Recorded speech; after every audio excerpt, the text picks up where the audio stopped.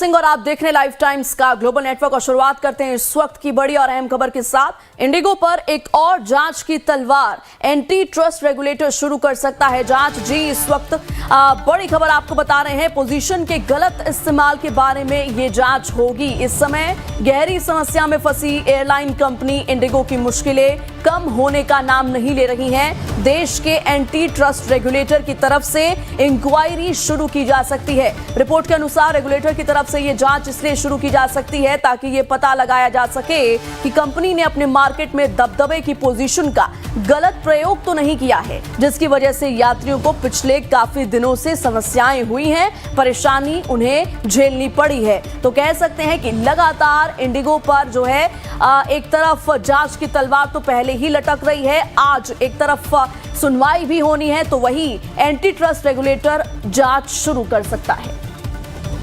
और ज्यादा जानकारी के लिए सीधा रुख करते हैं, मुंबई से हमारे संवाददाता मनीष सिंह जुड़ चुके हैं। मनीष, देखिए, कह सकते हैं कि एक और बड़ा खतरा और एक और बड़ा एक्शन लिया जा सकता है इंडिगो पर, क्योंकि एंटी ट्रस्ट रेगुलेटर जांच शुरू कर सकता है। मनीष, बिल्कुल, देखिए, मुसीबतें जो है वो इंडिगो की अब कम होने का नाम नहीं ले रही।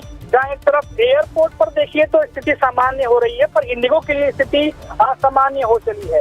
एक तरफ जहाँ सरकार लगातार एक्शन मोड में है, आज हाईकोर्ट में सुनवाई भी है, और ऊपर से अब देश के जो एंटी ट्रस्ट रेगुलेटर है उनकी तरफ से इंक्वायरी शुरू की जा सकती है। कहा जा रहा है कि ये जो जांच है वो इसलिए किया जाएगा ताकि पता लगाया जा सके कि जो इंडिगो है, क्या उन्होंने मार्केट में अपने दबदबे का कोई पोजीशन का कोई गलत प्रयोग तो नहीं किया है। तो अब कई तरीके से जो चीजें हैं वो इंडिगो के खिलाफ जाती हुई दिखाई दे रही हैं।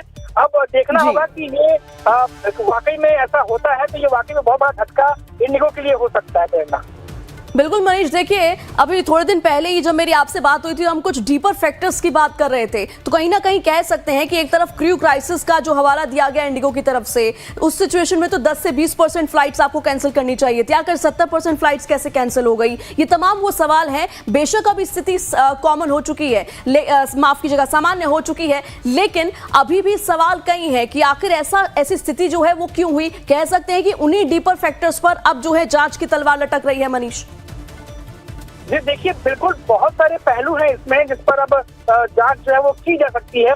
जैसा कि अभी आपने बताया कि जो पायलट थे, अगर उनकी कमी थी तो एक कुछ परसेंटेज तक जो है उसका असर हो सकता था।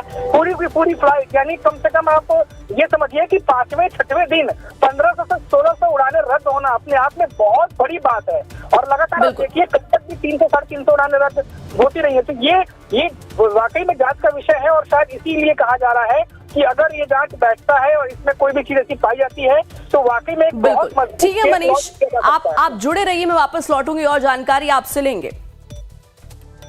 इस बीच एक और अहम खबर, गोवा के रोमियो लेन नाइट क्लब अग्निकांड मामले में पुलिस को बड़ी कामयाबी मिली है। गोवा पुलिस ने मुख्य आरोपी लूथरा ब्रदर्स के एक सहयोगी अजय गुप्ता को दिल्ली से गिरफ्तार किया है। अजय गुप्ता के खिलाफ पहले से ही अरेस्ट वारंट जारी था और पुलिस उसकी तलाश कर रही